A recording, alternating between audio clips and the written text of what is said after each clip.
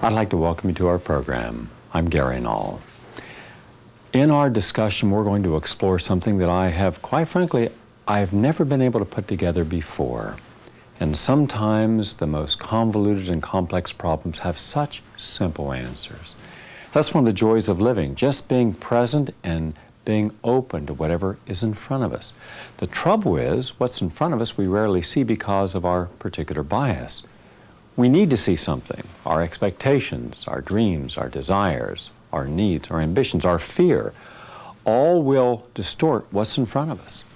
So even when we have the truth, we don't often embrace it because it doesn't meet our expectations. Now, how about our interpersonal relationships? Look at the people you connect with and ask, what do you share? And almost always what makes you most comfortable in your interpersonal relationships is you're sharing something that you're both connected to. Now, that could be something constructive or destructive. But if you're an unhappy person, the likelihood is you are not going to be connected with very many happy people. Instead, you'll be connected with sympathetic people, people who will show sympathy for you in what you're suffering from, and you in turn with them. But what's of interest is what happens when one of you disconnects from that and connects with something that's healthier.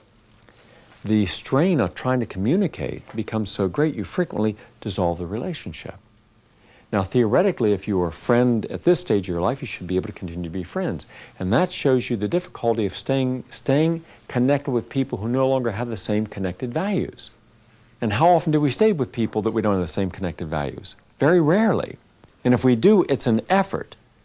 One of the dangers in most relationships is that initially we try to fill out the person. What are you interested in? What do you like doing? What do you not like doing? What gives you joy and pleasure and passion?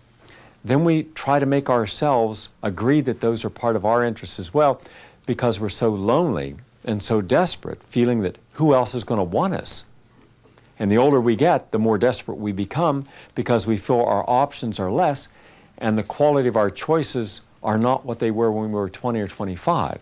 So this kind of psychic phenomena in our society that if you haven't connected with the right person by the age of 20, the likelihood is to take anyone you can after that because there's not going to be a whole lot of people saying, hey, I want your life. I like what you're, but let me in your life, you know. You're the person I want to wake up across from every day of my life. Because when you look in the mirror, you're frequently not the person you want to wake up across each day. And they're trying to figure out, why would anyone else want that? So then what we do, we go through this, I'll put on this mask today. Hi, I'm this person.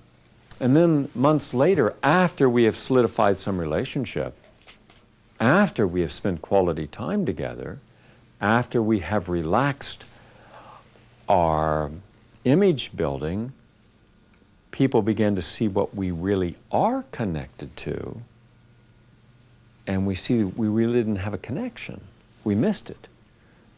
And when you miss a connection, an authentic connection, it's like taking two broken bones, instead of having them mend properly, you lay one on top of the other and wrap some bandage around it. The first time there's a crisis, it's going to break. And what do? Our egos are so fragile that we'll work constantly to try to prove that we didn't make the wrong choice by going through therapy and torturous processes of self-examination where one will reveal, one will attack, one will challenge, one will apologize, reveal, attack, challenge, apologize. And for what? Just so we can prove that we didn't make a bad choice? We didn't make the right connection, because when you do make the right connection, you don't have to prove anything. You don't have to explain anything. One of the very first signs that you know you made the wrong connections, people say, we got to talk. When someone says we got to talk, all the talking in the world isn't going to help that. Number 2, when we listen non-judgmentally, we hear everything.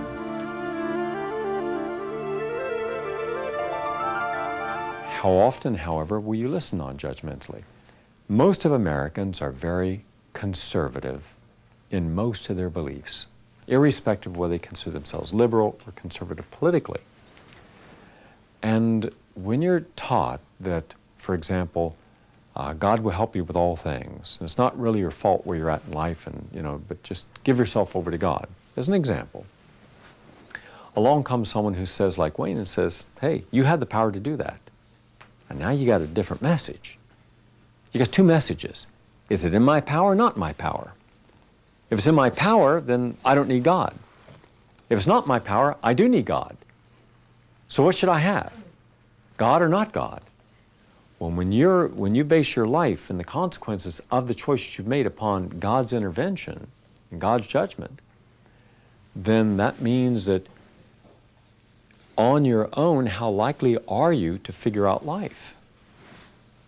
And will you alienate yourself from other people if you take on any virtue that will challenge the existing common value that everyone believes in? And when we all grow up in communities, we all take on certain common values in the community. So could you imagine going in and saying, hey, you know, the real reason that we're stressed out and you're drinking the coffee and you're smoking the cigarettes and you're taking the, you know, the antacids and you're taking the tranquilizers is because you're not actualizing your real needs in life. Everyone's going to go, huh?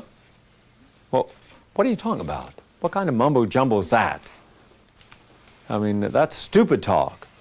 And you think, oh, okay, well, forget I said that. No, we never forget anything. You know, now you're suspect. You know, we have to be very careful because we know we're going to be judged for everything we say. So the belief systems that we're all part of put emotional minefields in front of us. Thousands. We don't even know what the trigger mechanism is. In Vietnam, you knew it. You stepped on it and you hear a click. But what happens when a word will trigger it and a belief system puts a word in there? So now, even when you see a message and hear it and it resonates, you have to deny it. That's not message for me. He's not talking about anything that I'm about. That's yoga and qigong and feng shui. It's all kind of mumbo jumbo. You know, I'm just a regular Maxwell coffee, you know, percolating in the morning, and, you know, grilled cheese sandwich, you know, and bowling and Tuesday night, you know, the cover dish dinner at the church on Thursday. Well, what's this other stuff, you know? That's too foreign. That's too threatening to my beliefs and values. And anything that threatens our value, we must reject. You can't connect with it. So the very thing that could be your salvation, you must reject because you've already connected with something else. So you have to be sensitive enough and go into non-judgmental place where you can look at to see what is someone going to react to based upon what they're connected to. You won't know what someone's connected to if you don't listen to them. Most people will tell you what they're connected to if you just don't judge them and ask them. Let it be what it is. Trouble is, we don't like to let anything be. Part of what we do is we want to change someone. We want to save someone. We want to redeem someone. We want to improve someone, right? The most obnoxious people in America are vegetarians because they want to save the world. Well, I'm a vegetarian, which means eating to enliven. But I never found that running up to a woman wearing a fur coat, as I saw someone do in front of Macy's, and throwing a bucket of red paint on this old woman would make her say, "Thank God you did that. I feel so much better that I've got this red paint on my coat, my head." It made my day, and it gave me a new enlightenment. It's not how people change. And yet that was the only tool that a reactionary, highly judgmental animal rights person used. It was the wrong tool. I can appreciate the need for change. That does not mean that I appreciate the tools that have been used for it. And one of the things we do in our society is to make change, we force it down people's throat. So everyone's trying to convince you that their beliefs are the right beliefs. What they're connected to is the only thing to connect to. So then we have all these competing connections. That's why you have to pay attention. I didn't know smoking was bad. Well, did you want to know? No. I didn't want to give up, you see? So you can't play that game, because that's one of the defense mechanisms that's attached to the denial principle. So once you understand what a person's connected to, then at least they're telling you, don't look here, don't look here, don't look here, because I have no connections for you. Now, if you want to connect way down there in that lower left corner, I'm going to give you one little piece of connection. But none of us who are out there trying to help people ever think of bits and pieces. We like to think people are intelligent, sensitive, and aware enough they'll change in total. And that's not the way it works. If I start at the level that you're at, whatever level that may be, and to the degree that you're open for change, and if I give you what you want, and if it works, then the next time I come back and I suggest that maybe something else might help you, you're going to be more open to it. And if I help you overcome your arthritis, then maybe next time I can help you straighten out your blood sugar imbalances. Maybe after that, maybe your thyroid. So it may take a long time to get where you're finally open to something more significant. But I can't push a rope up a hill, and I have no right to. And I have no right to force people to change because I believe it's in their best interest. This is a physician here, board-certified neurologist, graduated magna cum laude, Yale Medical School, top of his class, College of Physicians and Surgeons, Columbia University, assistant professor of neurology, Mount Sinai, author of over 63 articles in peer-reviewed journals. He's as orthodox as you get. This year I've done over 400 lectures all over the United States, and yet I won't have one physician in an entire year.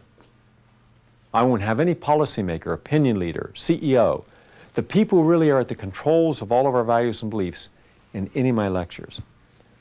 There are 700,000 physicians and only less than 1,000 practicing what we would call complementary or alternative medicine.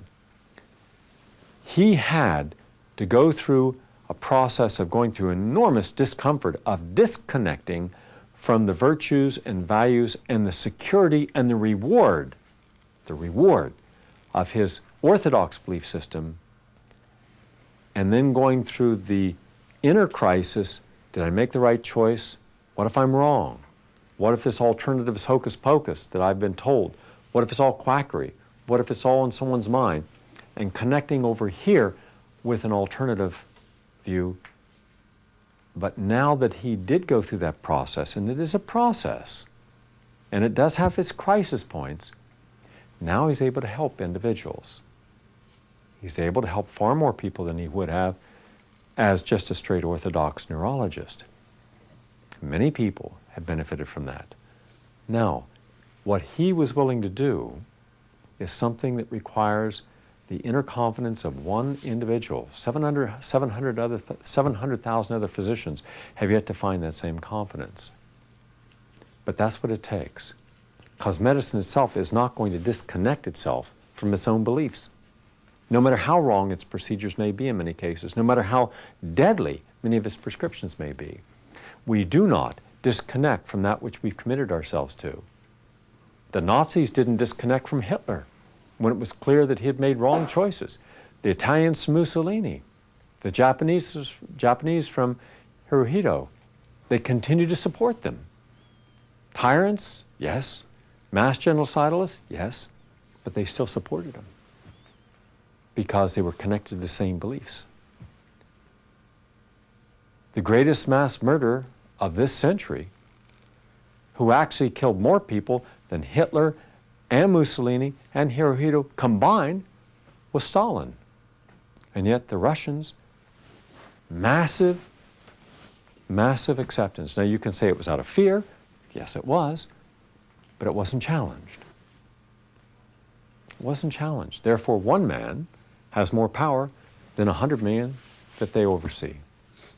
That's what happens when you connect to fear. Because everything you connect to also has its consequences. Remember that. Punishment, reward. Stay connected, don't challenge, stay within the ring if you want to fight. All right? But at the end of the day, you're still in our ring. You're still in our team. You get out of this ring and you start to fight us outside, we exclude you.